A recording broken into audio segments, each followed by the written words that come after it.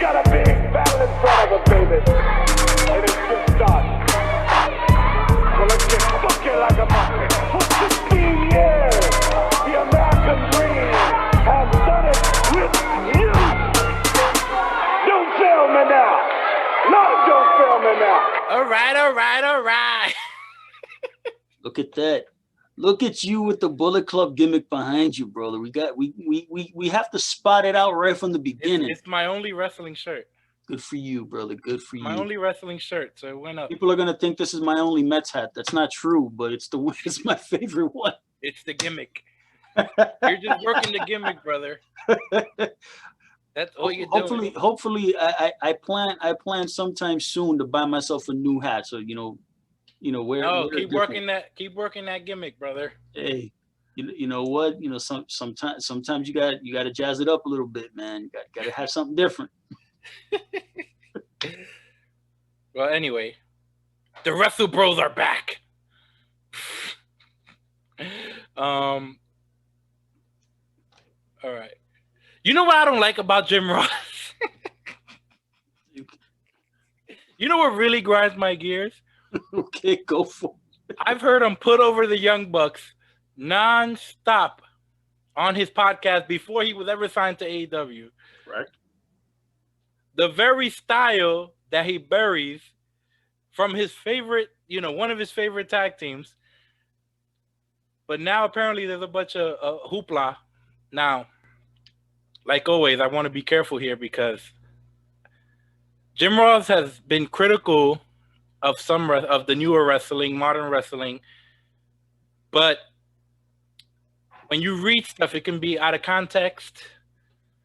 So I did read that article, and I heard the snippet, but I didn't. I don't listen to every podcast that JR does, or all of his. I used to listen to a lot of his shows, but I stopped because he was very negative. And also, there are so many damn podcasts. So it's hard to listen to all of them. Even though, JR has a good one, Stone Cold had a good one, Jericho has a good one. There are so many good ones, so it's just... But anyway, JR is being critical, and that's fine. If he doesn't like something, that's fine. He's entitled to his opinion. If he disagrees with a philosophy in wrestling, that's also fine. However, he should not be completely burying the people, and in the way he does it, being very like if they're idiots, like, oh, you're an idiot because you work this style. I don't agree with that somebody's an idiot because they work a different style than you agree with. Does JR have a lot to offer? Absolutely. But JR clearly has a lot to learn, because if you hear his commentary, he sometimes he buries the show. He shouldn't be doing that. He also breaks character. I know he's being asked to be JR, but during the show, in his role, he is in the show. He is in. If it was a movie, he'd be in the movie. He'd be a character in the movie, and he wouldn't go and knock on the... Talk about you want your wrestling real. He's basically looking at the camera and going, oh, well, this is not believable. During the show, he's calling out things that are not realistic or that don't make sense. Why would you do that?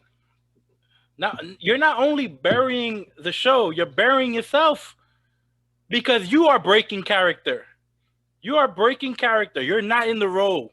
You're breaking kayfabe or whatever. You're not doing a good job of portraying a broadcaster that's supposed to be a legitimate broadcaster or whatever, or a commentator, because you are. It's like you're not part of the show. You're doing what we're doing. You're doing the armchair quarterback. You're watching. You're like outside of the fourth wall. So if you're going to criticize others, you need to look in the mirror too and see what you're doing wrong. These talks need to be, he needs to have these talks, whatever. If he disagrees with something, he can have it in private. And I also disagree with what he's saying. Everyone's doing the same moves. Everyone does, yes, a super kick. A lot of people do super kicks. Absolutely. But you go back and watch a Rockers match, and they're doing 500 super kicks. Yeah. Obviously, they have 6 minutes. You know, these matches were shorter back in the day, or they were not a main event act, right? Tag teams were hardly in the main event. Rockers had a lot of opening matches, usually quick matches, 8 minutes, 9 minutes. They're there to be fun, entertaining, start the show. Rockers were doing 7,500 super kicks. You know, most of these wrestlers didn't get it from themselves. They didn't make the stuff up. They saw it somewhere. Someone diving to the outside and someone catching them. Okay, it does it suck that there's 10 people trying to catch you? Yes, it sucks. But it's like, is it safer, or is it, it's like it's a trade-off. You making it safer, because if you do it with one person catching, it becomes astronomically more risky, you know? In my opinion, it's riskier. Now, for me, I say there are different flavors. There are different types of movies. There are different type of music. For there to be just one type of wrestling, and for only Jim Cornette to be right, or only JR to be right about wrestling, that is asinine. That makes no sense. Imagine the people in the 70s watching Shawn Michaels. They were probably pulling out their hair, pulling out, like, guys who were wrestling in the 70s and 80s, and then they see Shawn Michaels in 92. They're probably like, fuck no, no way. Or watching an Eddie Guerrero or Chris Benoit or Rey Mysterio. Hell no, they're doing too much. I'm watching stuff from 98. I'm watching a match with Chris Benoit and Booker T. These guys are moving at 1,000 miles an hour. Way faster than a lot of the guys that move now. And it's awesome. They're showing, because that's what if Chris Benoit's good at his moves looking explosive and quick, and that's his strength, then do it. If other people can't keep up, they need to get better. So Booker T and Chris Benoit, I'm sure everybody was pissed at them. I'm sure Hogan's like, these motherfuckers, my match is going to look terrible. But Hogan was a good enough character and was good at what he did, so that anything that came before the show did not matter. And he was still the biggest thing on the show because he had the character to back it up. Look,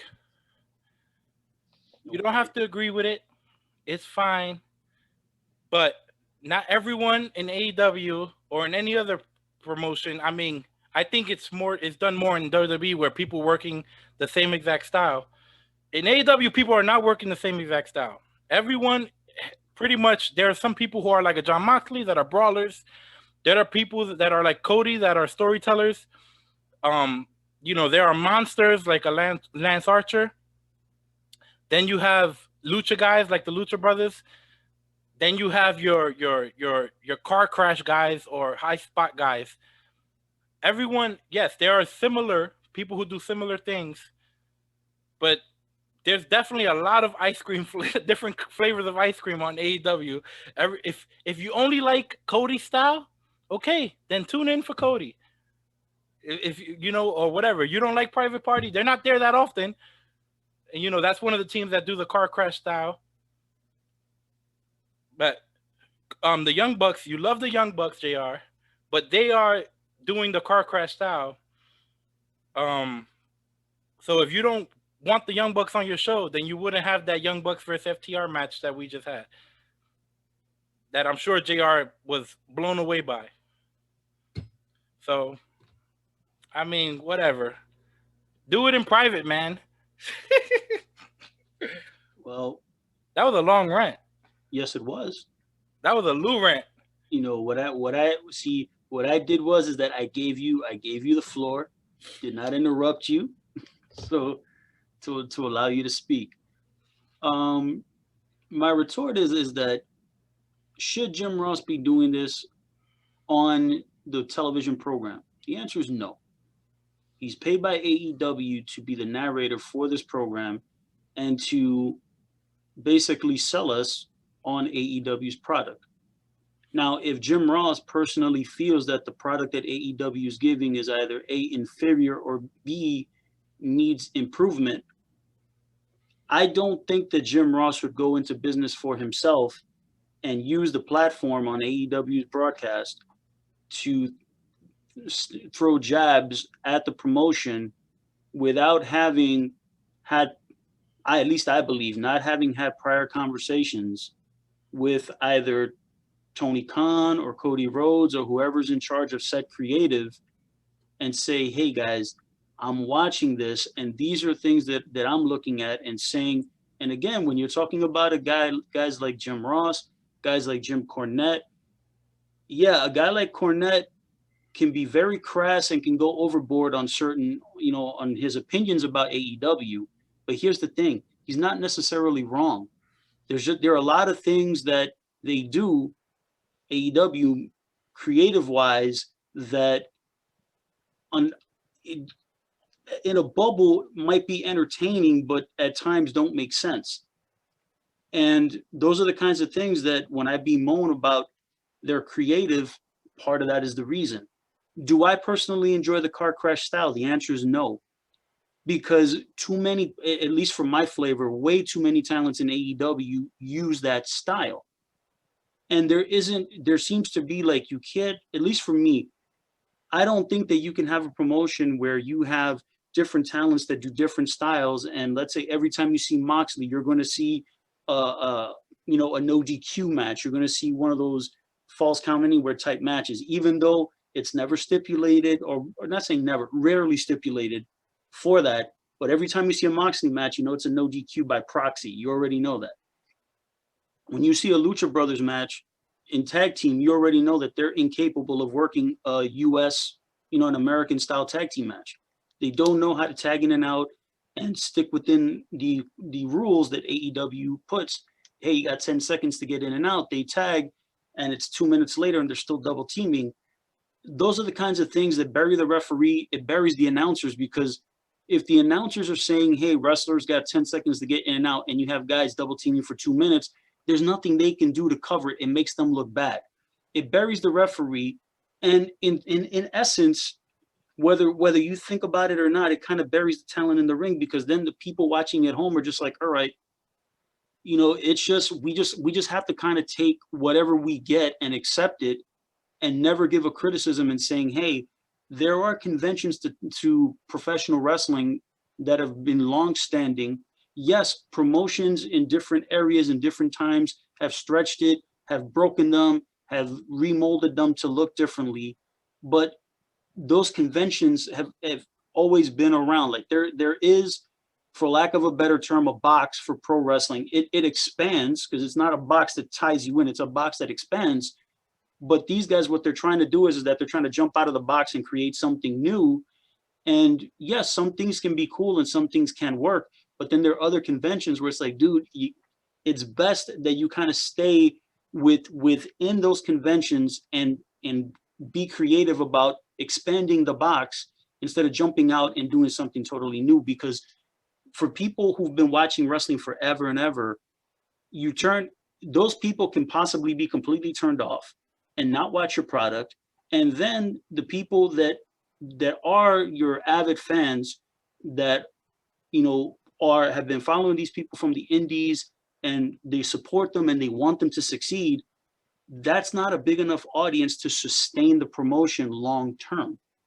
So that's why I'm saying that sometimes you slow things down a little bit. Should Jim Ross should not be using the platform on AEW TV to do that. AEW, for so much of the things that AEW tries not to produce people, this is where I've said that they have to produce their announcers. If it gets to the point where JR is going rogue and essentially doing the verbal eye roll or taking jabs at the promotion, this is where Tony Khan has to be the boss and tell him, you got to cut this nonsense out.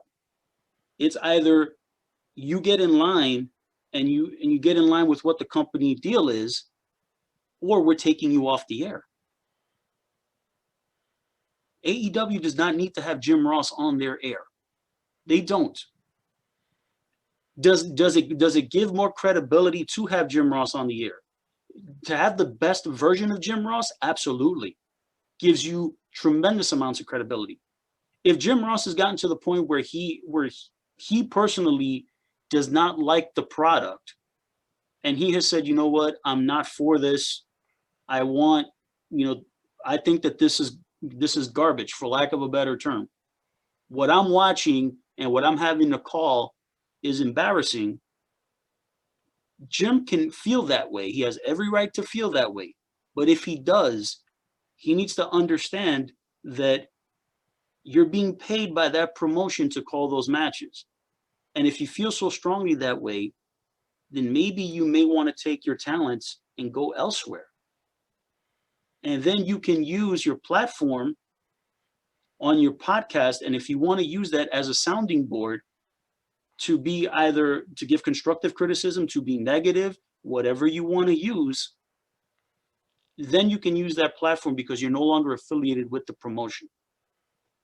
But as long as you're on the show and even in your podcast, because in your podcast, you are still affiliated to AEW because you are employed by them.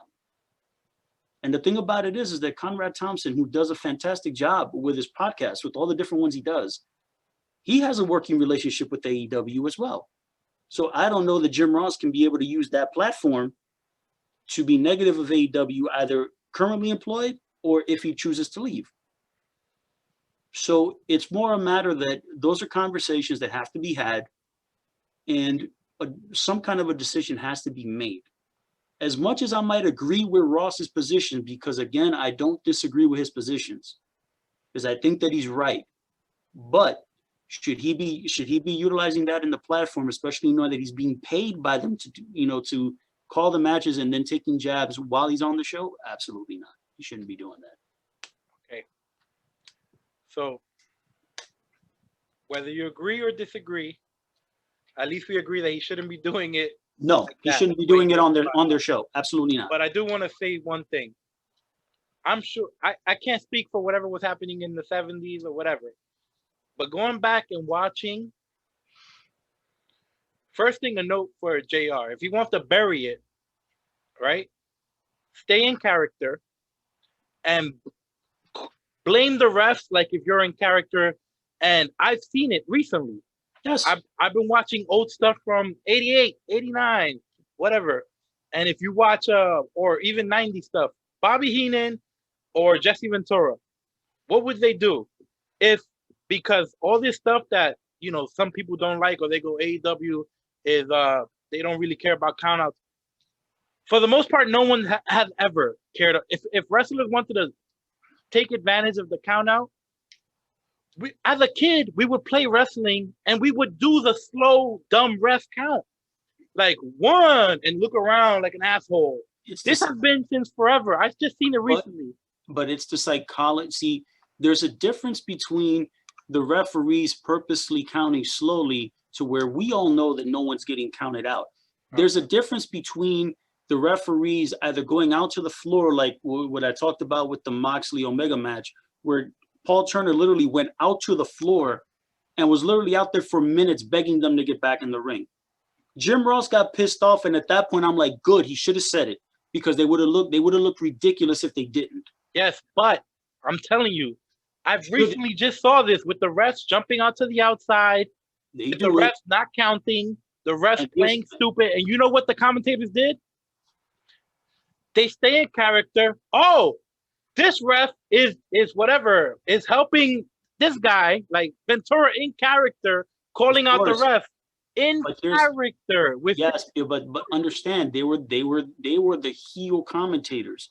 In AEW's current format, there are no heels. JR is not supposed to be a heel. Shivani's surely not a heel, and neither is Excalibur. Yes, but so that's the reason why someone has to note that. They weren't calling it out like heels. They were calling it out. They were stating something to help the fans. They were trying to help the wrestlers and help the refs. They weren't going, oh, I'm so smart and the way I do wrestling is better, which is what JR does. They were going, we need to cover this up, and there's a way to cover it up. And he was showing anger towards the ref, like he was trying to screw over his guy or whatever, the guy he wanted to win. But again, Ventura and Heenan could do it. One is because those two guys have tremendous wit and tremendous gifts of gab, both of them. But the thing is that as heels, they could be able to spot those inconsistencies. They could be able to spot them, call them out, and not, how can I say this? It would have been different had it been, because Gorilla Monsoon, God bless his soul, Monsoon used to do it from time to time. Yes. McMahon would do it from time to time as well. But Vince McMahon would do it when he was on commentary. But the reality is that when you have Heenan and Ventura there as the heels, they can do it and get away with it being in character because of the fact that, yes, they have a very keen eye, they have tremendous wit and tremendous gift of gab, and they're able to do so and be able to call those inconsistencies. However, with, again, in the current AEW broadcasting, there isn't a person there that's quote unquote acting pseudo heelish or is a little more cuts a little deeper. With Jim Ross, when he does it, he's kind of going in that direction, you know, and you know, cutting in a little deeper sometimes. Does it come across like he's been like, you know, he's taking a jab at somebody? The answer is yes. It comes across that way. Yeah, it does. But the thing about it is that for the announcers, I can sense his frustration because one is it's very blatantly obvious that it's something that they're just doing, and it comes across like there's very little thought put into those minor things that they meaning AEW's creative might be looking at the match from a macro perspective, and those little micro things mean a whole lot. And the thing is that when those micro things get overlooked so consistently, it gets frustrating because these are the types of things that when you're the narrator, you know, and the thing is that the people who are watching the show are believed to be people who are wrestling fans who understand and know all the rules of pro wrestling and understand how this is supposed to look and how it's supposed to work. When you're constantly taking all those little micro things, which are the rules that we all understand to be, and you're just kind of saying, forget it, we're just going to do whatever we're going to do and just accept it for what it is. It's frustrating because the narrator doesn't know then how to be able to tell that story and convey it to the audience in such a way that makes sense to not bury the talent and not bury the announcers. Because you got to understand, Jim Ross at this point is 40-something years in.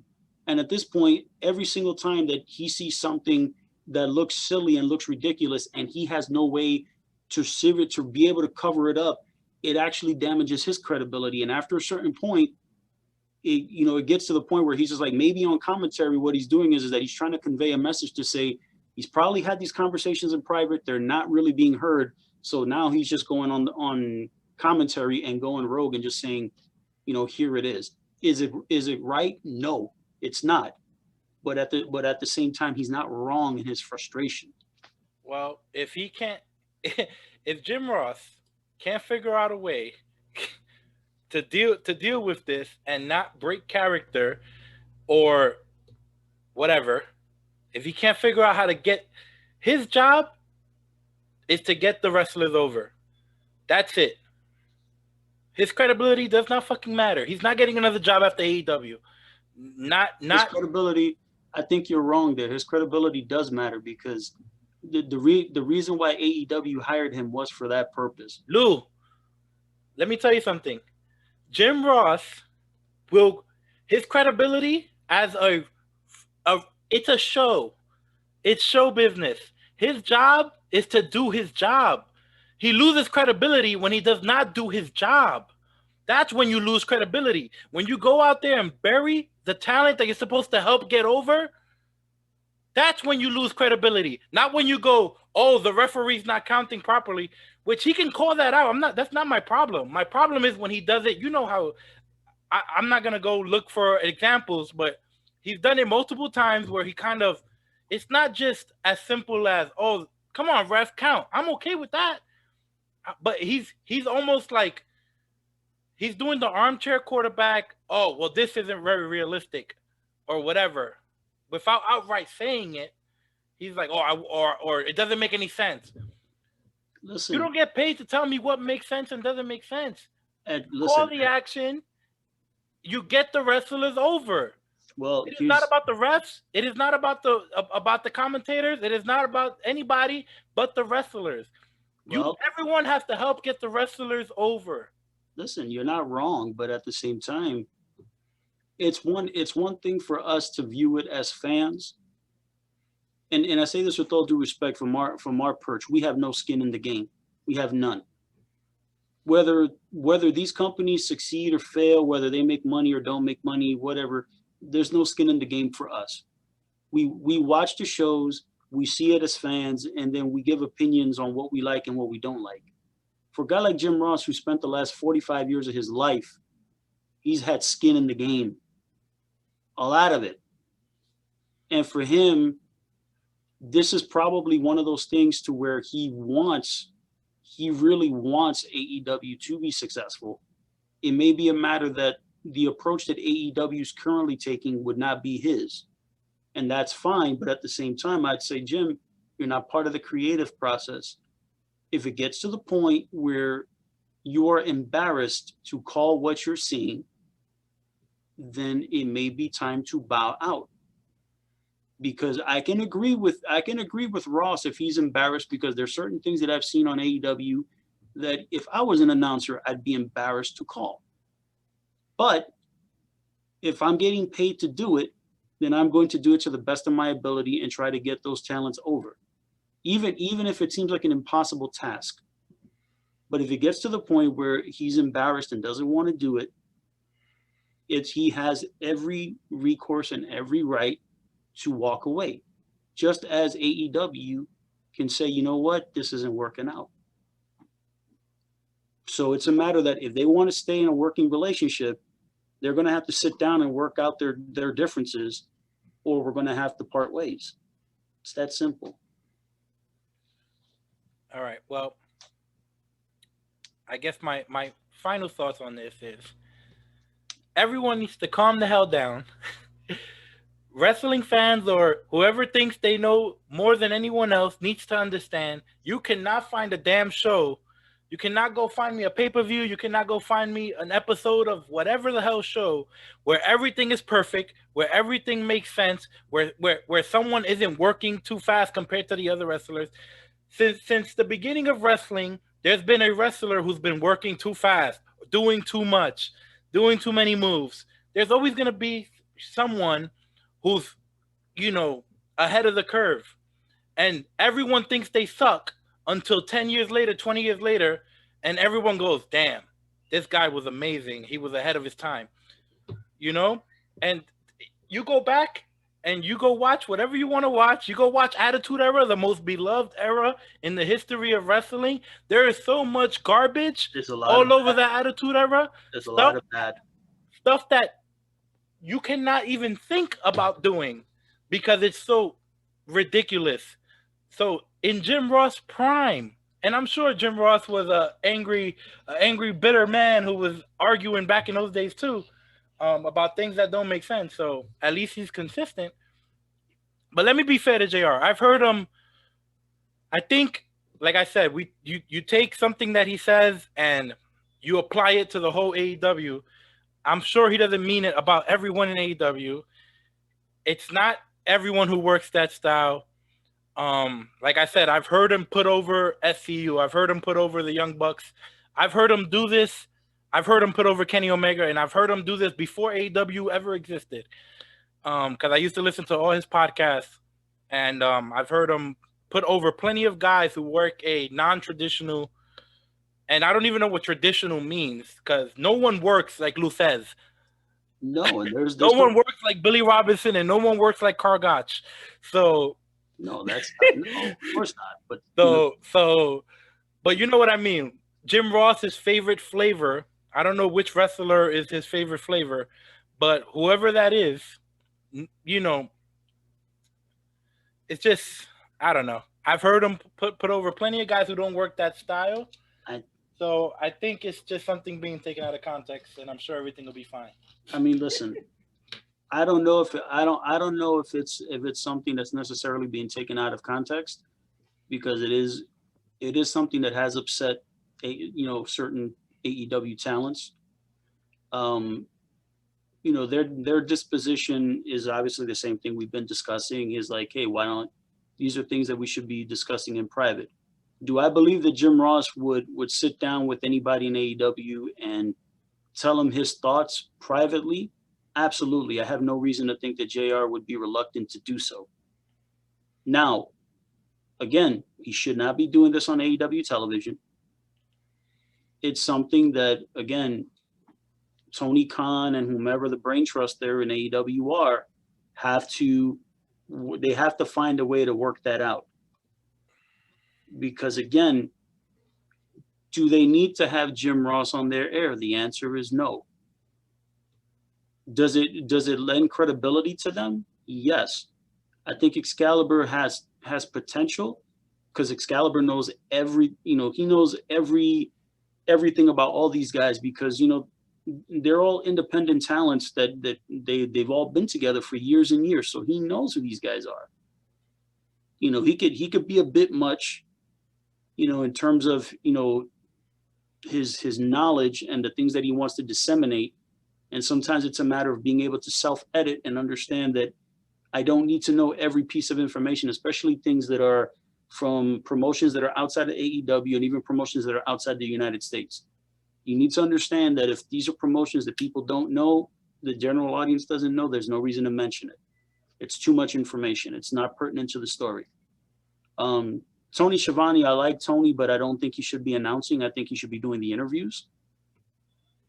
I think that's what he's probably best suited to do. But with JR, it's like I said, I really like JR a lot. And I think that, at his best, he's fantastic for AEW, but I don't know what at his best is at this point. And if it's a matter that he's personally embarrassed by calling some of the things that he's calling, at some point there's going to have to be a come to Jesus talk where we're going to have to decide, like, what are we going to do? Yeah. Well, all right. Well, hopefully that gets settled. Real quick, let's do a rundown of the Kenny Omega saga. Sure, let's do it. Nothing has happened, but it's still interesting because that's not a good way to put it. Nothing has happened. Well, he hasn't had any matches or whatever.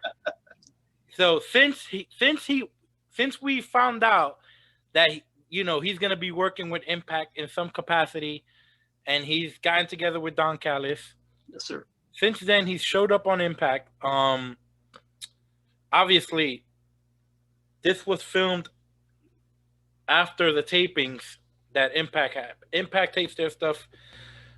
Those tapings were already done. I don't know if they knew everything that they were going to do. But either way, it seems like they knew because everything seems to be tying in very nicely. But anyway, he shows up on Impact on Tuesday, comes back on Wednesday with Don Callis. Then on Saturday, he shows up at the Final Resolution pay-per-view or special, whatever you want to call it, for Impact. He doesn't do anything. No run-ins, no heat with anybody. The only thing they did was he was on the bus again, and Machine Gun Carl Anderson. They're doing the whole list gimmick. You can't go to the bus. You can't go to the bus. Whatever. Carl Anderson, my name's on the list. Gunner or Machine Gun or whatever. Oh yeah, you're on the list. So Carl Anderson is obviously allowed on the bus. So I think it's either one or two things. It can be a little wink, like we're gonna get the boys back together. It's gonna be Kenny and Good Brothers. Maybe they're gonna do something together. But on this bus, Carl Anderson goes to say, okay, guys, I have to go. I got a match. And, they start kind of, well, you should hurry up and be back, right? It should take you a couple of minutes. And Carl Anderson's like, no. It'll take I'm facing Ethan Page. It'll take more than a couple minutes. It's going to be a good match or whatever. And they're like, oh, no, come on. Not the Carl Anderson that I saw back in New Japan when he went to the G1 final against Okada and put on and had a match of the year. And I saw that match, and that match was amazing and made me think that Carl Anderson is could be a top guy under the right circumstances. He was that good that day.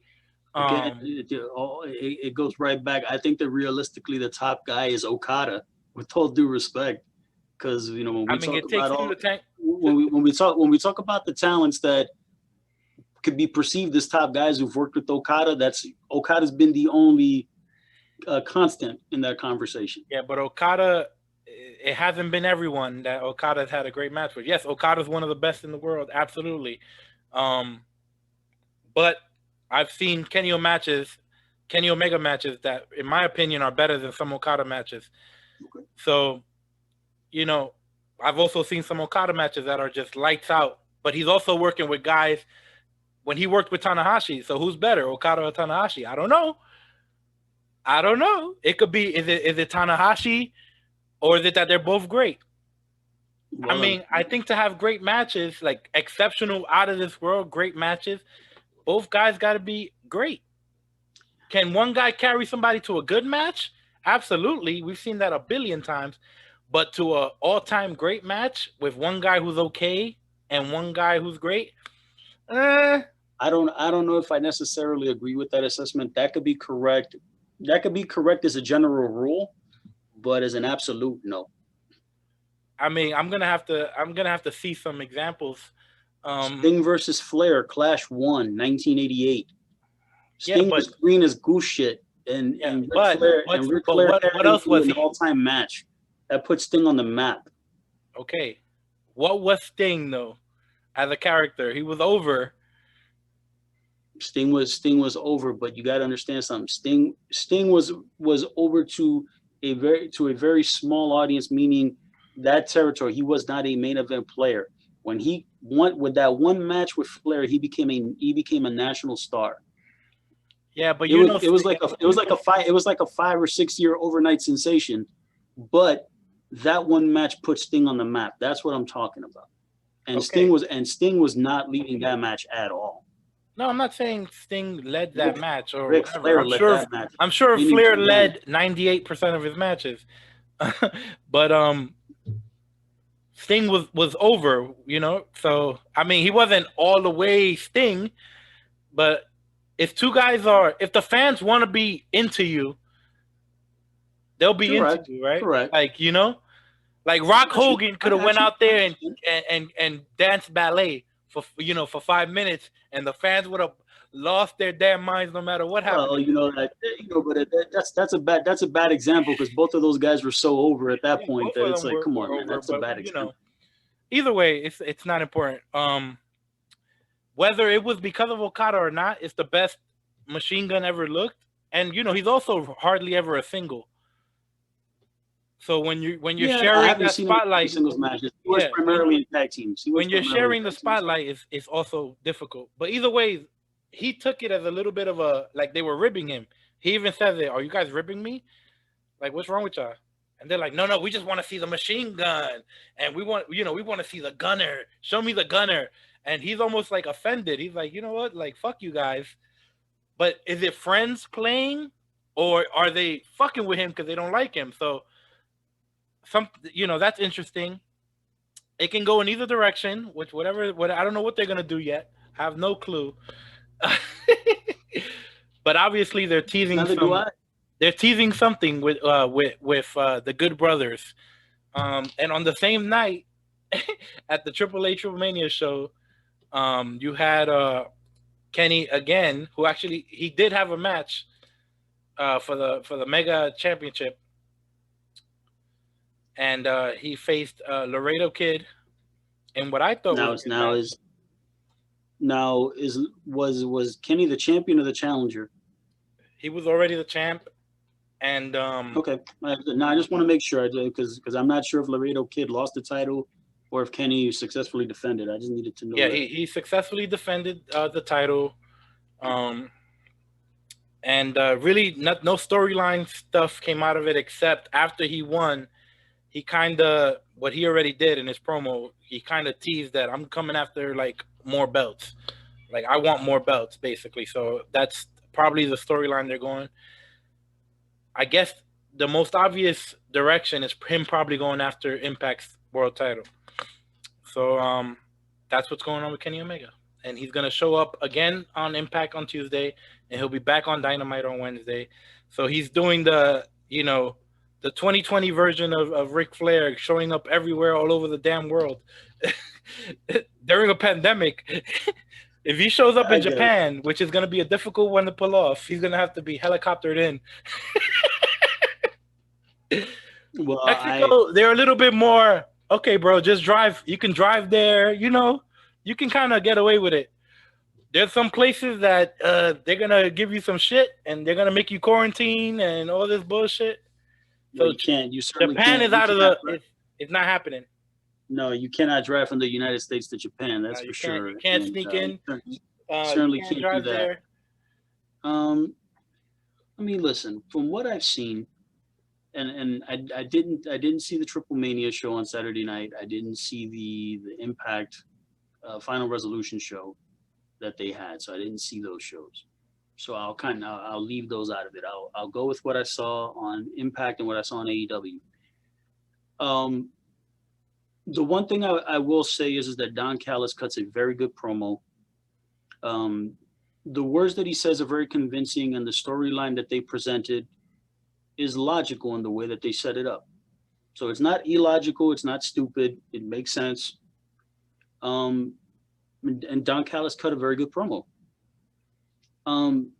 When I hear Kenny Omega speak, it makes me feel like I think that the less that I hear Kenny Omega speak and let Don Callis be his mouthpiece works best.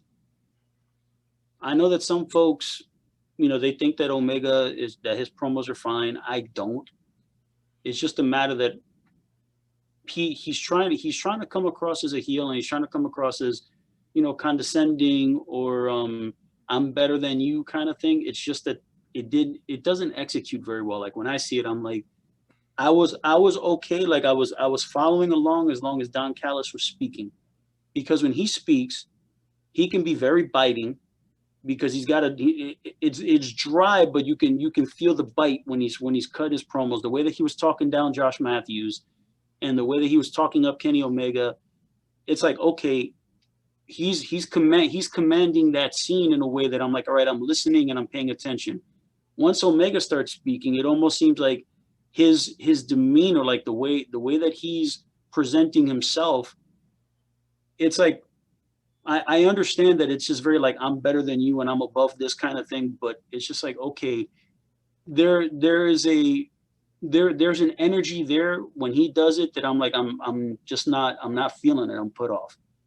When they did the promo on Dynamite, it was basically a similar repeat of the promo that they did on Impact. It's a matter that it just kind of comes across like, okay, I'm sure that the people on Dynamite watched Impact on Tuesday night. So if basically they're saying that Don Callis and Kenny Omega basically just said, hey, we're just smarter than you, and we just, for lack of a better term, fooled this billionaire son into starting this promotion and kind of giving us a platform, and we basically suckered them, for lack of a better term. We suckered them, and now we're the champion, and we got all this control and all this other jazz. It just kind of comes across like you'd figure that there would be some sort of a response, and I'm sure a response is coming from the AEW side, from some talent. There will be a response. There was a response. You didn't see the paid advertisement by Tony Khan? Stop it. I'm serious. I know. I saw it. It was whatever. Stop it. Wait, you didn't like that? No. Not at all. That was great. Not at all. Not at all. I don't see how you could not like this. It was great. Not at all. Not at all. I'll leave it at that, because there's just no. Yeah. The reason why I say that is only because the idea of Tony Khan being a character or a personality on the show, it's something that I'm not okay with. Forget about the fact that he's the owner, right? Forget about that. It's a matter that when I see him, he doesn't come across as somebody who is for television. Forget about the fact that he comes across as a dweeb or whatever. Who cares? If that's his personality, that's his personality. But it's one thing to be that person in real life behind the camera and, You know, you could be the puppet master pulling the strings, but nobody needs to know who you are. But it's a matter that when you present him on TV, he just comes across as somebody who probably shouldn't be on television. There should be somebody else being that voice. That's all it is. Well, Lou, the way you like your wrestling is real, and Tony Khan went there and was just himself. He didn't do anything. Yeah, but the thing is that you can be real, but at the same time, it's still television, and there has to be Tony Khan can't go to Impact and play a character. He needs to just be himself, because then it becomes fake. Well, you cannot have your cake and eat it too, Lou. No, yes, yes, I can. You either want your wrestling real or you want it fake. You just tell me which one you want. No. First off, you can't throw that at me and say that everything has to be 100% real, because not everything. Well, I know it doesn't. Not everything works. If real works, then you do it.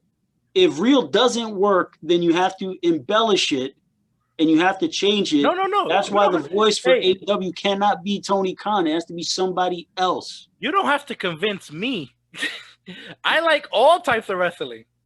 You like the real stuff. No, I want pro until wrestling. It's not realistic. The reality of pro wrestling is things that make sense with personas, and I don't want to say characters, but with personalities that draw you in. And the thing is, when I look at a guy like Tony Khan, listen, Tony Khan can be the puppet master in AEW and pull all the strings and be that guy. God bless him. But this is more of a matter of being a television personality. He on Impact television, not on AEW's television. That's fine, but he ain't that guy. He doesn't want to be on AEW television. But to do an ad for a guy that doesn't want to be on AEW TV, they mention his name every week. Yeah, so but he's obvious. Everyone knows he's the owner. So what? So you're just gonna act like he doesn't exist, and you're gonna go get President Jack Tunney? Yes. They did it for years. So who's making the matches, Lou? Figure that out. That ain't for me to tell you. Tony Khan makes the matches. Tony Khan. So you don't want him mentioned on the television? No. Even if he's not on it? Not at all. Would you rather a mystery person be putting the matches together? Yes. That's ridiculous. That's fake. Yes. Hire somebody. Dana White makes the matches in the UFC. Hire somebody who can be the on-air authority matchmaker. You don't need an authority. Hire somebody. You don't need an authority. You don't need, in real life, when you watch real shows that have real fighting, there's no one coming to the ring going, okay, these two people had an argument, they're gonna have a match. But here's the thing: if you want to talk to me about UFC, Dana White is the matchmaker. Dana White is a television personality. He's the matchmaker. So is Tony Khan. He's the matchmaker. But Dana White is a television personality. But you do not see. Yes, he is. But you don't see Dana White talking during the events. He talks after the events. Correct. Before the events. But the thing is that when you see Dana White, and this is with all due respect, this is a matter of when you see, the only time that you should know of Tony Khan is when they're doing pressers, when they're actually doing press conferences. And that's the only time where that's the time. That's where Tony Khan needs to appear and speak. His name should not be mentioned on the television program. He should not appear on the television program ever. Ever. Okay. Well, agree to disagree, because I don't see what's the big deal. Saying that Tony Khan, the boss, who everyone knows is the boss, made a match. Doesn't matter. That's the point. The point is that you can get somebody who fits that. Again, I'd rather have someone not be on my television making matches, because for the last 20 years, no one has gotten that right. No one has done that right. So for me, it tells me that it's almost impossible to do it right. So don't do it at all. So here's the thing: you can have and see the WWF forever. They had Jack Tunney, Roddy Piper, Gorilla Monsoon. God bless them, all three of them, because they've all passed on. They were all on air. They were all on air authority figures, and nobody knew that the owner of the World Wrestling Federation was Vince McMahon. Yes, until the late '90s. Then once the cat was out of the bag, then Vince turned himself into the television authority figure, because now everybody knows he's the owner. but he had been on TV forever and ever and ever. So we were ingratiated with him, and his personality and the gravitas that he had worked for TV. If he would have had the personality of Tony Khan, with all due respect, if he'd have his personality, be like, I don't want to see Vince on television. I don't. I mean, like I said, I'm just gonna disagree. He hasn't been on television. He doesn't want to be a television character. He showed up on Impact doing like he's not doing anything. He said, "Look, I bought ad. Since Kenny wants to come to this show, I figured we promote our show." It's just something. It makes sense. It makes sense to me. You want to come on this television program? Okay. Hey, we're here. He didn't say we're taking over. New world order. He didn't do anything. I got a gang. I'm bringing all my guys. We're gonna take over Impact Wrestling, baby, brother. We're gonna take over, and we're gonna. It was very simple, very like, hey guys, like I bought some ad space, like come watch our show on Wednesday. That's it. It was like not a big deal. But okay, whatever. Boy, let's move on. Okay, where do you want Ethan Page to go? Because it looks like his contract is up, and it looks like he won't be working any more matches. If it's not already recorded, if it's not already in the bag, you're not gonna see Ethan Page anymore on Impact. Do you want him in WWE? Do you want him AEW? Should he go to Japan, AAA? Where's he going? Well, here's the thing. I'm going to be selfish, and I'm going to disqualify Mexico and Japan right off the bat. I'm going to be very selfish. Because although he can learn a lot being there, we won't see him. Let's just be for real. Mm-hmm. So with all due respect, I'm going to be selfish. I'm going to take on the position because, again, I think that Ethan Page would work very well for either promotion. Part of me thinks that I'm going to kind of look at him the same way that I saw Jay Lethal several weeks back when we spoke about this. Sometimes when you're a guy like Ethan Page who's been working the indies for a decade, he has made vast improvements to his in-ring work, his appearance, his promo, everything. At this point, I'm like, go to the WWE and try. Because when you go to NXT, that seems a little more, the atmosphere from a wrestling perspective seems more cut to his style. I think that from a personality and promo perspective, he might do better on AEW because they'll allow him probably a little more flexibility in terms of being able to get his promo over. But from a bell-to-bell perspective, it'd be difficult for me to say go anywhere other than NXT if you're going to stay in the United States. So that's kind of the thing. I think with Page, his in-ring work is fantastic, and if he was to arrive in the WWE, it's only going to get better. Let's just be for real. It's only going to get better. If WWE muzzles him, for lack of a better term, and tries to, muzzle him up and teach him a different way to cut a promo, I think that's not going to be good.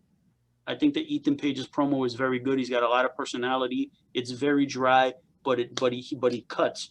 And when he cuts, he gets to the heart of the matter. And the thing is that he's got good bass in his voice. He cuts good promos. He's not wasting words and whatever. He gets to the point and he knows exactly what he wants to say and how he wants to say it. So I think that from, like I said, in-ring perspective, WWE, if I'm looking at it from a promo, I think AEW might give him more flexibility. But, like I said, go to the WWE and give it a shot because, in all honesty, at this point now, that's going to be his next progression. Like go to the show. And I think that might be his best landing spot from an in-ring perspective. All right. So he's 31. So he's still very young. That's a young. Yeah, he has plenty. And the way these guys take care of themselves now, guys can easily go to 45. So he has plenty of time. All right. I like AEW more than I like WWE, but I think I'd rather see him go to WWE. And the reason why, he is not super over or super established yet. So he's basically needs to find his character. The best place to find the character is probably NXT because you can. He's gonna work with. That's literally their job is to help you find your character. That's literally why they're there. In AEW right now, there's so much new talent, and he would be considered a new talent. So much talent that's trying to get over and trying to get established and is being introduced that I do think he will get lost. He'll probably get lost in WWE too. However, if he is good, let's say if he kills it on NXT, and I have no reason to believe he wouldn't. I have no reason to believe he would. He most likely will. But if he kills it on NXT, and then he goes to the main roster and they don't treat him as good, then he can go to AEW because the fans would be behind him. But him going straight to AEW right now is probably, I think he'll get lost. Even if he's really, really good, there's a lot of people that are really, really good. Go to NXT, get your character down, kill it. You know, and because of his promo, he would be one of the better promos in NXT. So tear the house down and get your ass to the main roster. And if they don't do right by you, then you leave. And then it's perfect to go to AEW because you'd be established. Yeah, and they don't have to start from the ground up with you because they have too many guys they got to start from the ground up with. Well, and here's the thing. I mean, I can understand your disposition, and I don't disagree with you about AEW having so many young upstart talents. The thing that I would look at AEW is, and I'd say this with all due respect, I'd be like, if I was to line up, write down a list of all of your rookies, no matter how long they've been wrestling, but rookies to the national scene. And I line them up, and I put Ethan Page's name there with, all the other talents that you have. I would be hard pressed, and I would challenge AEW, and I'd be like, I'd be hard pressed for you to find me, too many talents on your roster that would be better than him to push at this point, right out of the blocks. You don't have to build him up. All you have to do, get him on TV, have him win matches, let him cut promos, and he'd get himself over. Because he's already got experience, he knows what he's doing. And with all due respect, he's better than probably a good portion of those young talents that AEW is grooming at the moment. Exponentially better than the majority of them. I would not say that. I know you like a very specific style, but I would not say that. There are guys. Sean Spears is better than Ethan Page. You don't think Sean Spears is better than Ethan Page? Yes, he's more experienced. So yes, he's more experienced. When I say he's better, I'd say he's different. He has more experience, and I think that AEW has. Sean Spears has gotten. AEW has not used him to his best potential. Let's put it that way. No, correct. However, Sean Spears has gotten more over than Ethan Page has ever been able to get over. They're probably equals on the mic because Ethan Page is really, really good, especially for considering his experience.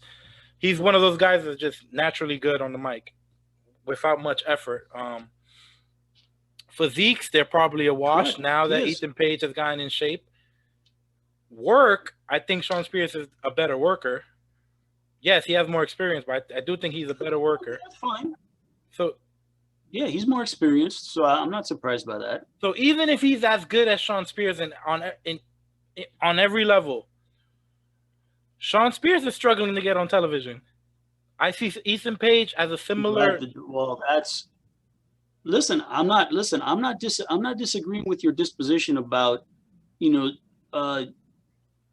Ethan Page and not being able to get on TV in AEW. My thing is that when we're using Sean Spears as the example, and he's a guy that has basically all the tools that you would think that somebody would need to be on TV on a very regular basis, no matter how many talents you're trying to rotate. He's a guy that should be featured a whole lot more And if a guy like him, who is essentially a 5-tool player and can do everything, and he's not featured, so that we can essentially introduce a ton of young talent who, depending on situation, meaning whoever's the opposition, whoever, whatever the situation might be, they can either look good or not look good. That's the thing where I'm going back to the same thing I've reiterated before about AEW having too many people on their roster. And we've already had this discussion about Tony Khan's disposition of it, and he's totally entitled to it. So I'm not arguing that.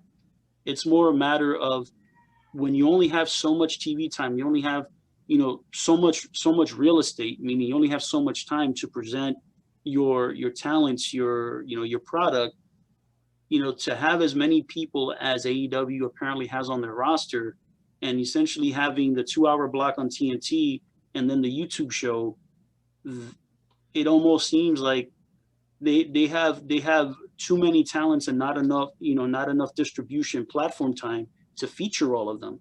And that's the reason why I look at a guy like Shawn Spears and I'm heavily disappointed in how he's being used.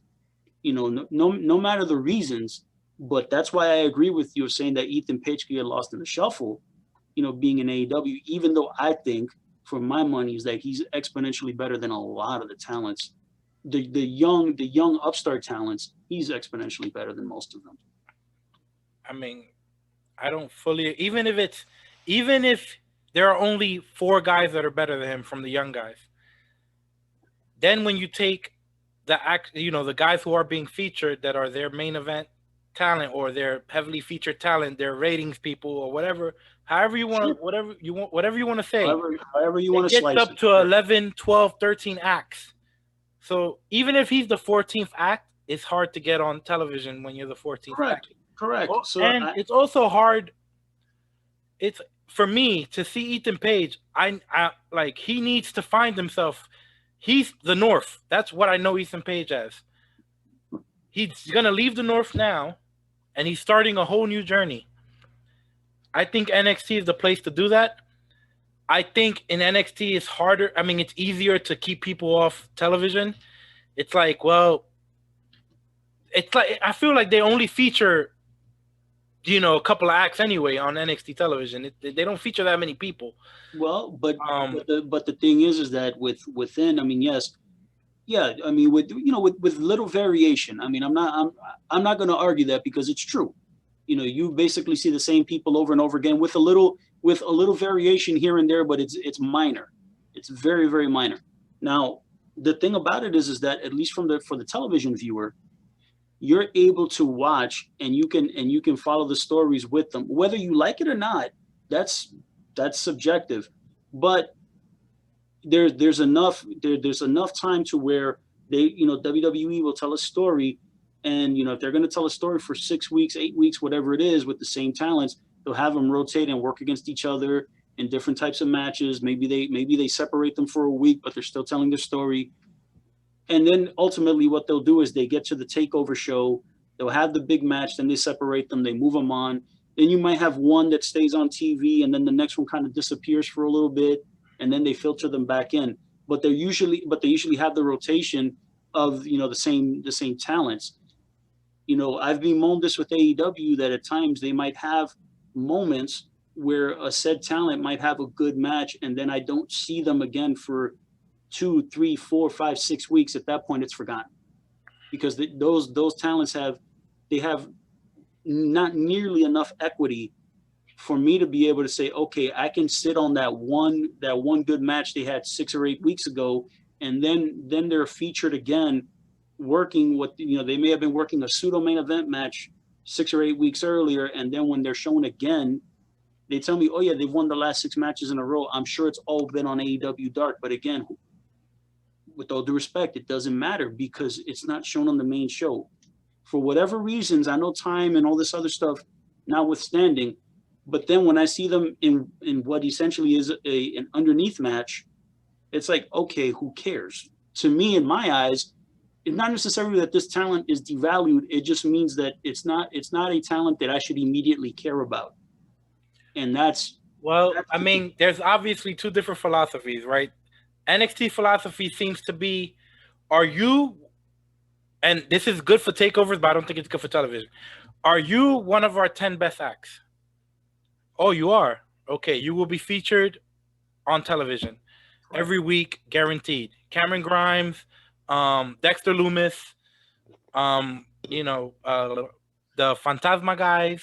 I don't understand because I wouldn't put them in that list. But Well, they're probably featured. not one of the 10 best acts, but they have featured. earned somebody's respect because they're on television all the time. They're featured. They're featured. So And then you have AEW who goes, okay, MJF, Darby Allin, Sammy Guevara, well, the inner Scorpio circle. Sky. Just call the inner circle. That all those guys. Well, Jericho's featured more than Sammy Guevara is, so it is different. So I'm thinking about young guys. If I'm a wrestler, I would much like. I see Dexter Loomis, and I don't know if it's good to have him out there every week. I don't think so like either. He's digging himself a deeper hole. Well, listen, I'm not disagreeing with you. But what I'm saying is that I would much rather, if I'm a wrestler, I would much rather have the television time to, be able to develop said persona. And hopefully, if it's hot, it gets over. If it doesn't, let's just say that initially it doesn't, we'll have enough of a sample size to be able to see what's working and what's not. The idea is if you got something that's super hot, that the company is humble enough to say, even if this wasn't the original plan, we go with it. And if you're an act that is stale or, trying to find yourself, that you're humble enough to say, I need help. Help me get there. And you need to have people who are objective enough to say, here's why this isn't working, or at least why I don't think it's working.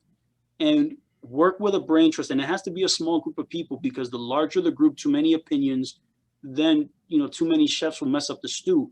But you get people who are extremely knowledgeable and are not egoless, because egoless is probably not the right word, but people who are removed from the process to where their whole objective is to help said talent get over. That's their objective. It has nothing to do with them. It's helping said talent get over. And then little by little develop it. In some cases, there are some talents that need time off, that need to be refreshed from time to time. But that isn't always the case, and that isn't always the best way, especially when you're talking about, a show like NXT where these people are not featured on any other WWE television. It's just that one show. So, if it's one thing, if these guys are featured on Raw and SmackDown and then they're also on NXT, it's like, all right, it's too much. You can give them a break. You can rotate them out. But since that's not the case, then in some cases, you have to kind of keep, presenting that, whether we like it or not like it or whatever, that's completely independent. But it's a matter of keep presenting that until those people either get their legs underneath them and find that voice, that persona, whatever, or they do such a fantastic job that they get to the finish line of whatever said story is, and they move on and they go to the next progression of their careers. Whether it's remaining in NXT or going up to Raw or SmackDown and hopefully killing it there. But that's the progression there. I think with AEW, they're trying to introduce too many talents. Every week they're trying to introduce new talents. And I'm saying, listen, I can appreciate that, but at the same time, it almost feels like you're introducing talents without ever, giving a proper introduction to the talent you showed me last week. Meaning, I can see one team, I could see one act this week and then see them again 4 weeks later. I'm like, you're not trying to establish a relationship with said performer to the audience. Whether I'm digging them, whether I'm freaked out by them, whether I'm scared of them, whether I'm like, what, yeah, I'm digging this or I'm not digging that. But one way or the other, there's no idea to build a relationship. It's just keep putting talent out and putting talent out. And I understand their disposition, I don't agree with it. I think that it's best to Well, Lou, I mean, keep a specific group of talent. it sounds like you're saying two different things, though. They're introducing too much talent, but people also don't get on television. No, what I'm saying is that if you're introducing too many talents on the AEW side, what ends up happening is that you don't give those talents enough time to build a relationship. Meaning, if you're going to introduce a new act, you're going to introduce a new singles performer, a new tag team, whatever, have them be on the show every week for a certain number of weeks so that people can see them and that you get to know them. You get to build some kind of rapport with them. Whether you like them or you don't, that's up to the individual viewer. But to say we're going to put, X performer on Dynamite this week and have them wrestle, and then not feature them for 3 or 4 weeks, then they do a backstage promo. At that point, we're like, okay, then they're doing a backstage promo that's kind of leading to an angle to another match. You're like, okay, this person's still being introduced.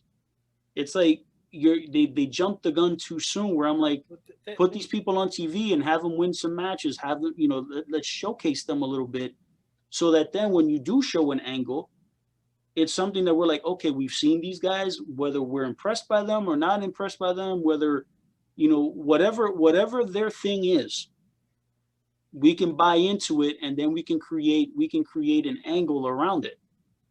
But if it's just, you put in X talent this week, then they're not featured for several weeks, then you put them in an angle, and then we're kind of expected to buy it. That's why it's just kind of like, it just feels like it's, it's always very frenetic. And again, if you watch AEW Dark, it might make sense to you, but since I don't, I'm like, it's a poor way to utilize the Dynamite show. If you're going to use the Dynamite show, it might be best to have a similar cast of characters. It doesn't have to be the same people every single week, but enough people that are your regulars every week, that you build relationships with them as the audience. And then when you filter in new talents, you can do it slowly, so that then little by little, you can be building those said talents for 6 months, a year, however long down the line you choose to do so. I mean, I think you're generalizing. I think if someone is hearing you and they've never watched AEW, you would think they haven't built any characters.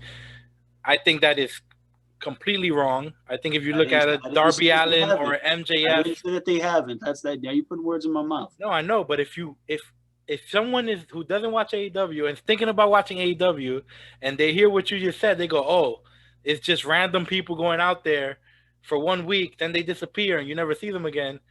It's happened. I'm not saying it hasn't happened. Yes, somebody has been brought out for the first time. They've had a match, and then but at the same time, they've had. I can't even. I'm not gonna sit here and count how many people, but they have clear direction for a lot of people, and I see the direction. It's very clear. I'm not denying that. I'm just saying that they probably have too many talents on their roster, and filtering them on TV. That's all. I mean, I'm yes, not saying that they don't have any direction. That would be ludicrous. I don't think they have too many people on their roster. I think because a lot of them are not TV ready. So they have a lot of people. Well, you're probably not talking about the people that show up on Dark. That you're not talking about the underneath guys that come out to lose matches. I'm assuming, right?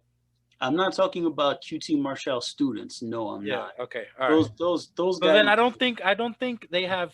I mean, maybe a few too many, but yes, do they have? But you can make the same argument for every company. You can make the same argument besides Impact, who lost a lot of their talent in the last 5 years. They've lost 90% of their roster. But you can make like how many? What's the sweet spot? Because if you have too few, then you run out of storylines pretty quick. Here's what I mean by finding your sweet spot. By finding your sweet spot is that you have enough talents that you have your main event, you have your established main event, you have a middle card, good middle card stories. Then you have an undercard. In the undercard, that's where you can rotate people in and out. because the thing is that you obviously want to keep your main eventer strong. You want to keep your middle card guys very strong. Here's the reason why: because the middle carders will eventually become the main eventers. And the thing is that if your middle carders are not a solid middle card, then that means the undercard has nowhere to go. The undercard, when they're going to, we're ready to move them into an angle with the middle card guys, it's little by little. It's progressions. You need to have talents. Listen, you need to have talents to be able to to do jobs and do all that stuff. And that those aren't people you need to have under contract. You can hire those people, per will, whenever you need them. And yes, do you need extra bodies? Of course you do, because guys get hurt, girls get hurt, things happen. It's pro wrestling. People do get injured. So you need to have more people. But at the same time, it's also a matter of understanding how much television time you have. What exactly, how much are they how much are they able to work? Meaning, AEW's business model, even before COVID, was not a touring company. That's not their business model. Their business model is to do television. So what ends up happening is that you can't have, an inordinate amount of talents when you know that they're not going to get a chance to work under the AEW umbrella, meaning working live events in different locations, even if you have an ABC squad type thing. That's just not going to happen because that's not their business model. There's only so many independent shows that these guys can do. And of course, if you have them under contract, there does come a point where you as the promotion have to be a little bit careful where you send these people to, because you don't want to send them to every Joe Schmo indie show. There's certain spots where I'll be like, you know what? Maybe, these reputable people, yes, you have partnerships, because the whole idea is that you want to get these people prepared.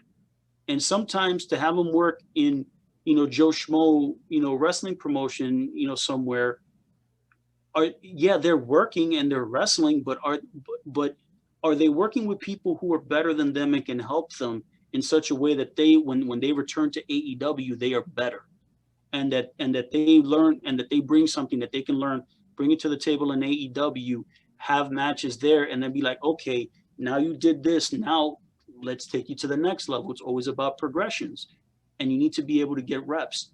So it's not always for everybody. The sweet spot is different, but if AEW is not a touring company, Impact is not a touring company, and they're just doing television, then they don't need as many talents on their roster, because it actually becomes a great expenditure, especially when you're not, a lot of these people still need a lot of seasoning.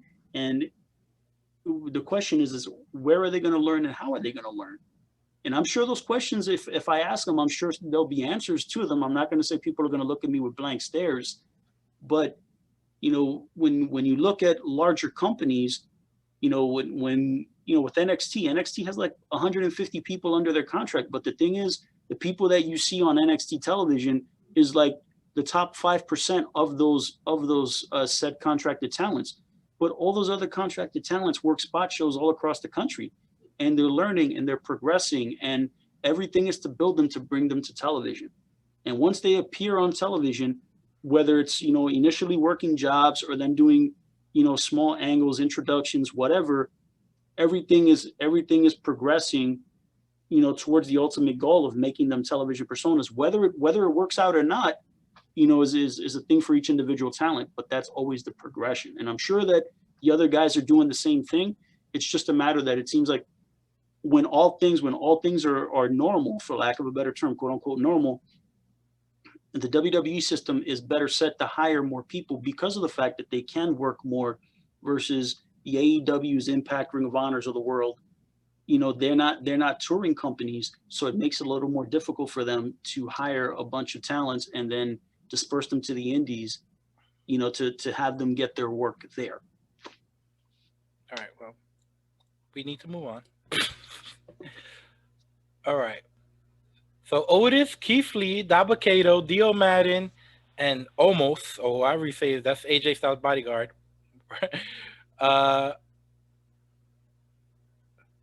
So they want to improve. WWE wants to improve and refine all of these workers, whatever, their work inside the ring. Uh, yeah. Oh, What by the exactly way, does Adam what Pearce and exactly Drew does that Gulak are mean? going to be the ones teaching them. I'm sorry, you said Drew Gulak and who? And Adam Pearce. So two guys who have Those are never two been big as teachers. over as Keith Lee are now going to teach Keith Lee how to get over. Okay. Well, here's your assessment. See, here's the thing. I think that that's not a fair thing to put on Pierce and Gulak. When you're talking about being teachers, I'm kidding. I'm kidding. I don't know. kidding. Listen, I don't know I'm what kidding. it is when WWE is saying to refine these talents, right? I don't know exactly what that means. That's very vague. It's very vague and it's not specific to the individual talents. Saying Otis needs this, Keith Lee needs this, almost needs this, Dio Madden needs this. Like very specific to the individual talents. When you say we're going to refine them, it's listen. It's very colorful, but it's very vague. Well, Lou, And let's try to be let's all right, let's take this serious, right? Let's take the information seriously. As seriously as we can when we're dealing with a 70-something-year-old madman. But you know when Vince gets something in his head and he goes, "Okay, what was it? I don't know how many months back, but when he goes, "Okay, we cannot go to commercial break during matches." And then they had to come up with all these weird ways to. oh yeah, that was So like because he made it a rule across the line, and that's what he does. Instead of fixing the one thing that's bothering him, he goes, "I don't want to see this anymore, and I don't want to see it on any of our shows," and it completely makes things worse. Thank God that they got away from that. But okay, very quickly too. let's be smart. Let's look at the guys that were sent to be refined. Okay, they're all monsters. Obviously, these are the biggest guys in the company, Okay. weight wise. They're all younger, like not young by age, but young in the business. Okay. So, Let's go one, but let's go one by one. Let's go one by one. But they're all going to the same class to learn the same thing. Is what I'm saying. Okay. I imagine, and it's obvious they're all big men. So I'm guessing Vince wants them all to work a big man style. I don't know what that means in 2020. Does that mean that Vince doesn't want to see them doing things that the small guys do? Or maybe he's okay with that stuff. He just wants to see more of something else. Be more. But then if all five guys are learning the same thing and are going to come back doing the same things, then none of them are special anymore. They're all working the same exact thing. Well, so that's the tricky part. Listen, you can, could that generally be true? Yes, it could. Yes, it could. If all five of these guys had no experience at all and the WWE system is their first experience, then your statement would be true. They could end up all working the same way, and that would be boring. However, when we're looking at it in the case of guys like Keith Lee, guys like Otis, and maybe even Dio Madden, for lack of a better term, I don't presume that the only place he's worked has been in WWE. Those guys all have very different things that make them special, meaning a guy like Otis is, see past the facade of his gimmick, because when you see his gimmick, he's a cartoon character. I mean, he's like George the Animal Steel 2020, except he's not chewing on the turnbuckle. You understand? Like he's goofy, but he's goofy and dangerous. Like you know that he's a guy that could still break you in half if he wanted to. It's just his gimmick is different in that regard. A guy like Keith Lee, he's, like I said, he's got charisma for days. It just oozes out of him. When he comes out, you're looking at him. There are things, that I've seen in his work that I would say, yes, can use improvement. In terms of the way that he sells, his his facials when he's making comebacks. It almost seems like he's focusing on doing his moves and making the sequence of the match look really great, but sometimes the emotion, the connection, the emotional connection between A and B on his face and on his body can sometimes be lost. When he does promos and he's not angry, he comes across sounding very flowery, and it seems like the image that I'm seeing against the voice that I'm hearing, whether he's got the deep bass and all that stuff, he still sounds like a calm English professor speaking to me. But then when he gets angry and he turns into the Hulk, I'm like, yeah, that's the Keith, that's the voice. That's the guttural thing that I want. Now, can he do that all the time? No, he can't, because then there's no levels. You wouldn't know the difference between when he's okay and when he's angry. You wouldn't know the difference. So there has to be subtleties there. Now, if it's about working the big man style, does it necessarily mean that Keith Lee has to stop doing the athletic things that he does? No, that would be ridiculous. Does he need to be more judicious? The answer is yes, he needs to be more judicious. Because even though right now in the WWE, there is no touring and they're only working when they do TV, it's about longevity. And as time goes on, what you want to do with guys like that is you want to preserve them, because a guy like Keith Lee is somebody who I truly believe that the WWE wants to groom him to be a main event player for their company in the very near future. For all the other guys, especially when you look at Osmo and Dio Madden, those guys might be projects that need more refining. Osmos, he's freaking huge. I mean, he dwarfs over AJ Styles, which is an incredible visual, and I love seeing it, because you look at AJ and then you see the small building standing behind him, and it's very impressive. And everything that they've done with him thus far on television has actually been very good. They make him look strong. They're not exposing him for the things that he cannot do. And all the talents that he's worked with up to this point have acted appropriately with him, meaning that they're impressed by his size and they back up, even if they're not afraid, but they take a step back to realize they need to reassess the situation with him. I was about to open a whole new can of worms, and we'd be here all night. But that guy, what's his name? I think Osmos or something like that. He's the one that gives me hope. You know why? Vince has never seen him work. Unless he's watching NXT, no one has seen him work except the people at NXT that are in the classes. So he's random. This was kind of random. I imagine that Vince saw something from one guy and just goes, send all our big guys down to learn something very specific and dumb. But it's fine. But we don't know what that is, because we don't know what it is.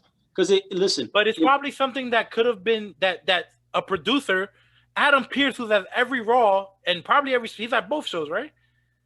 I know he's acting as the authority figure on SmackDown. Now on Raw, I'm not sure. Okay, so he's probably on every show. He's at every show, so he can easily just tell them whatever Vince sees that doesn't. He can just tell them right there.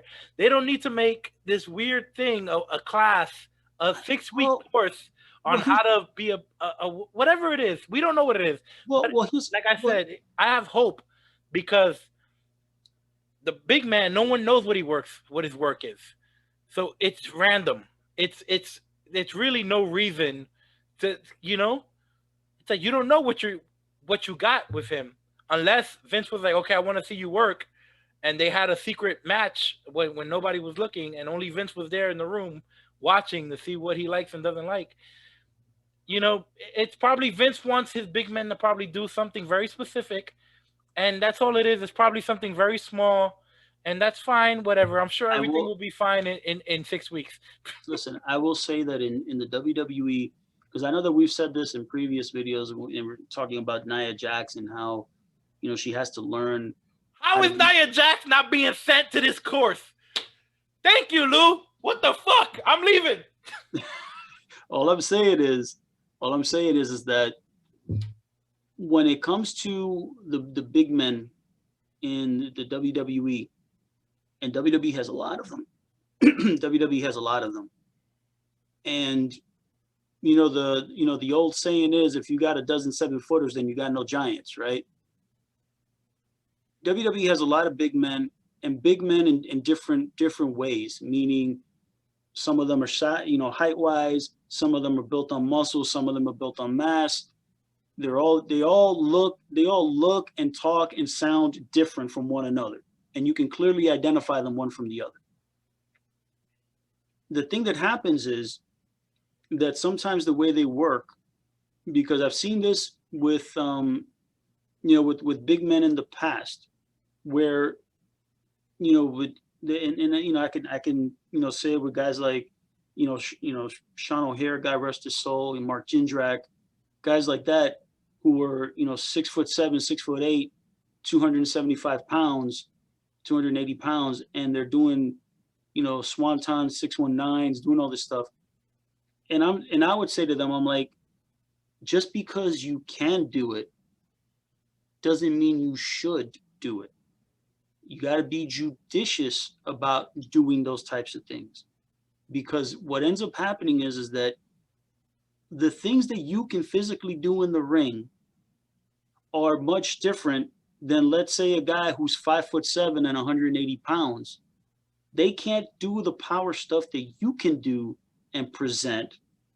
But if you're going to do all the high flying stuff that they do, then you're, for lack of a better term, and nobody's doing this on purpose. People are trying as hard as they can, but you're kind of undercutting the little guys sometimes. And then when people come and they see you, they're like, okay, you're this big, strong, powerful guy. It's hugely impressive that you can do it. Nobody's saying that it's not impressive. It is. But you got to be judicious about it.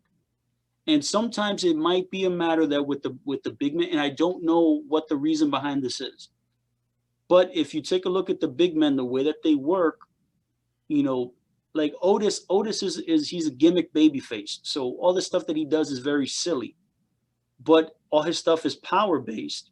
Now, could it be a matter that for Otis, it might be a matter of the way that he sells? Let's just say it's that, right? He doesn't sell well enough. That might be why he's there.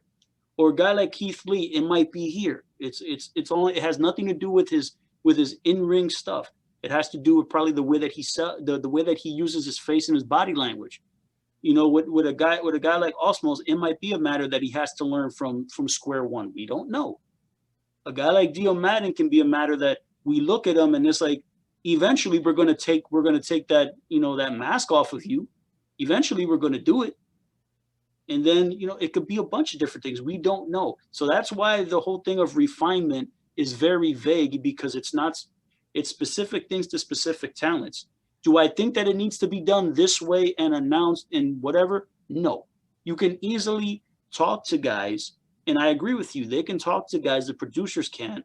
And if it gets to a point where it's not translating, then they can go to Vince, and if Vince says, hey, what's going on? Vince can tell Adam Pearce or whomever, hey, I'd like XYZ talent to work on these things. Get back to me in a month. And then they're working those things and telling the talent. Of course, a month is a very small amount of time. But go in there and try to fix these things.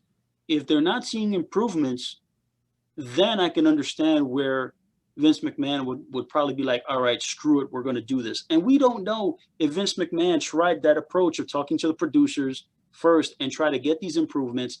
He's not seeing it. And he's saying, we got big plans for these guys, or we want to do something with these guys, but this needs to be fixed.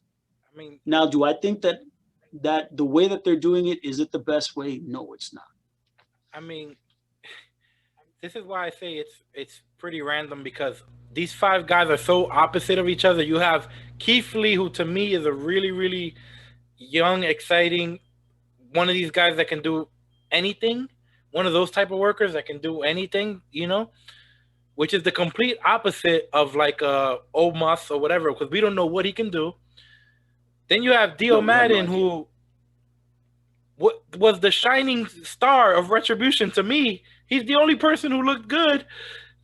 He looked great with the mask and the dreads. He looks like Predator, and he was just out there beating people up. He wasn't really doing he doesn't do anything high flying or whatever. He just beats people up. But I will say this: in one of the matches that I saw Retribution have against the Hurt Business, one of the things about Dio Madden, it wasn't a matter of sloppy work. It was a matter of bad positioning, and there were just moments where it's like, the type of things that you have to learn in terms of positioning, positioning yourself in terms of if you're going to be on offense or defense, there's certain positionings you need to have. If you're going to feed, let's say that when Bobby Lashley gets the tag and, they're not feeding the comeback right, those kinds of things.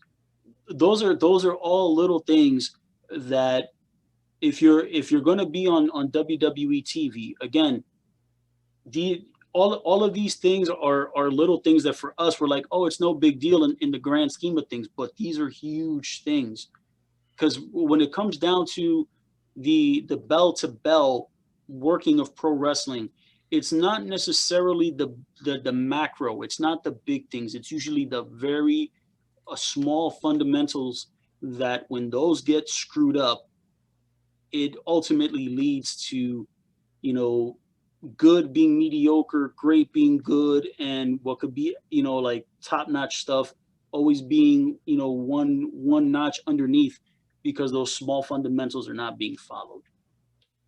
Yeah, I just don't see Vince McMahon sitting down at his office watching tape of all of his talents that are 300 pounds or more. Give me a tape of all my guys I need a highlight video of all my 300 pounders. I need to see all their work. Then writing down a list of 3 or 4 things that each of them need to work on.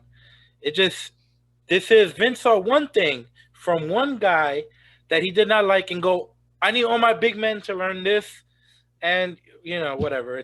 Anyway, we got to move on.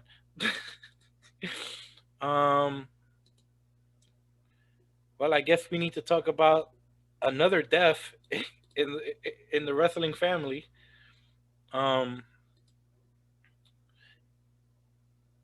Tommy Lister, who in the wrestling world people know him as Zeus. What was his WCW name? Z Gangsta. Or The Gangsta. But you might also know him from Friday. He did a bunch of stuff.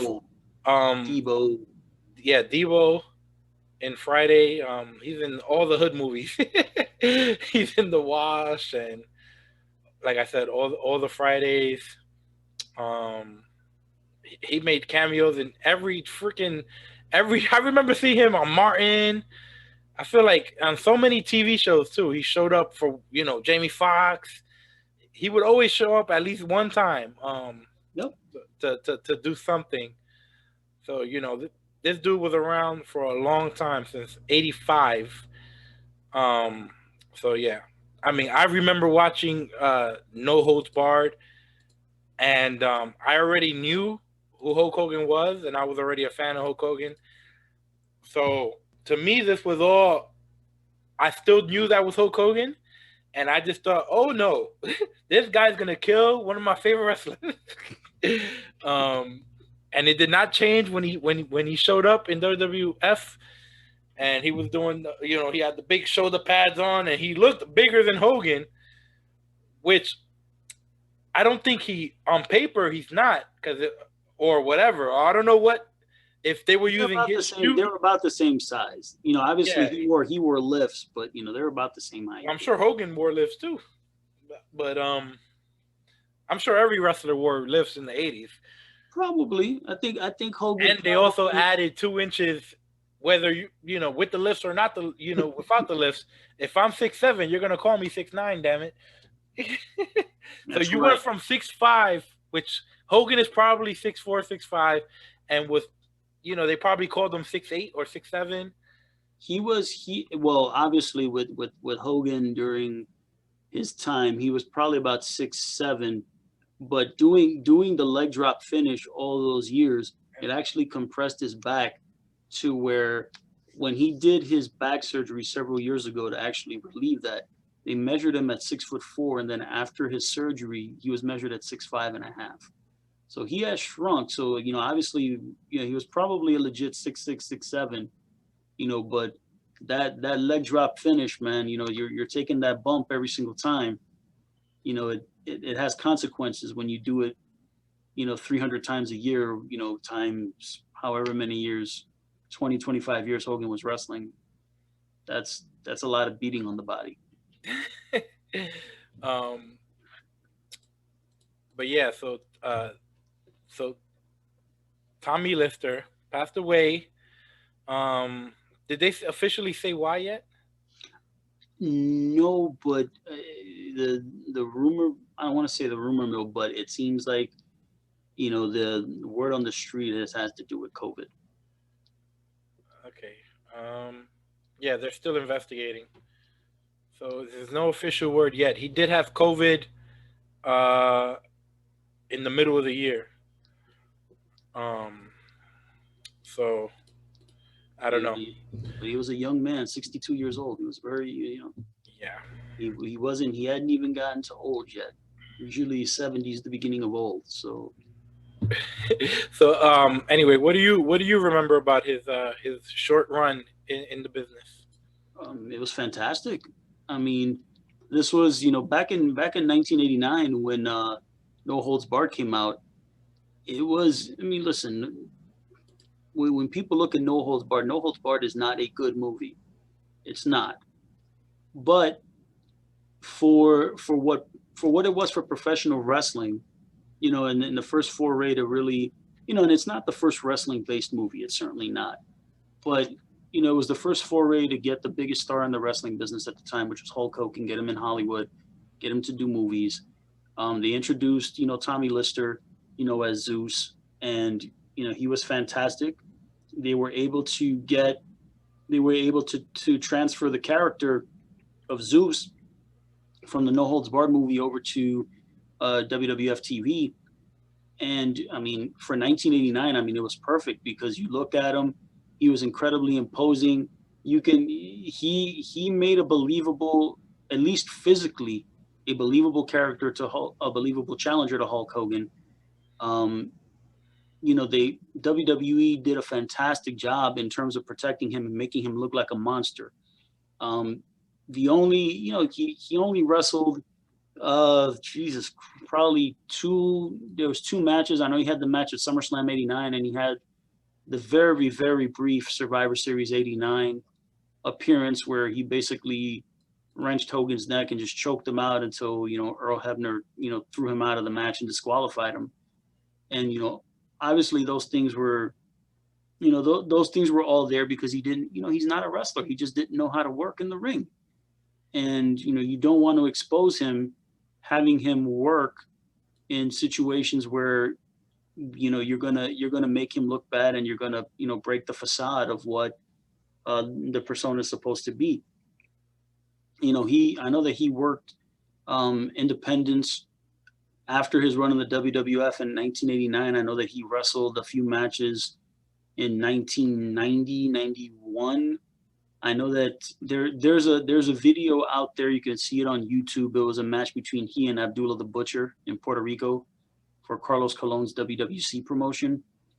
I saw that match and I realized why it was that Zeus did not stay in pro wrestling. What happened? There was one spot in the match where Zeus is getting offense on Abdullah, and you could clearly tell that Zeus does not understand the ring positioning and doesn't understand where he's supposed to be in the ring. And I don't think that Abdullah, from a persona, like a character perspective, is there to kind of lead the matches. He's there to have Abby's match. He's there to go out there and have the wild brawl. The thing is that it's difficult to do that with a guy as big as Zeus, and who doesn't understand ring positioning and doesn't understand like the ABCs of wrestling in terms of knowing where you're supposed to be and the things you're supposed to do. I remember that Zeus was throwing in offense on Abby that looked so fake. I just was like, oh my God. I was like the one, and part of it was that I don't think that he ever really understood the difference between wrestling and acting, meaning that in acting, you're supposed to look really devastating, but you never connect. You know, if Tommy Lister as Debo is supposed to beat somebody up, he looks like he's killing you, but he's not touching you. It's like he'll throw the punch or do whatever, they cut, and then they edit it to make it look like Debo killed you. But when you're in the wrestling ring, you have to connect. And when you don't, and it just looks like these soft little things from a guy who's 6'7" and whatever, 280, 300 pounds, it just looked really bad. And I know that he made another appearance for WCW in 1996, I believe, and probably what I think is the worst wrestling match ever. That Tower of Doom match, which was just that's a bad. Yeah, it's probably the worst. It's probably the worst thing I've ever seen in pro wrestling, and that covers a lot of ground. It was